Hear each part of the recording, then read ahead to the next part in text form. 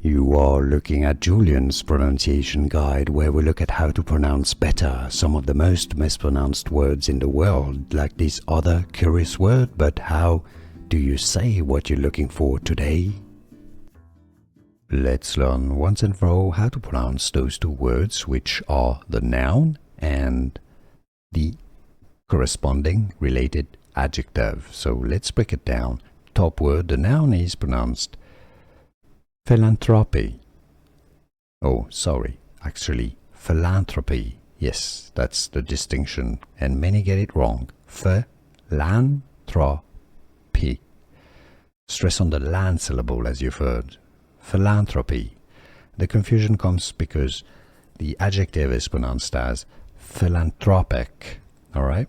That's your bottom word on your screen. Philanthropic. Yes, you stress on the thro syllable. Philanthropic.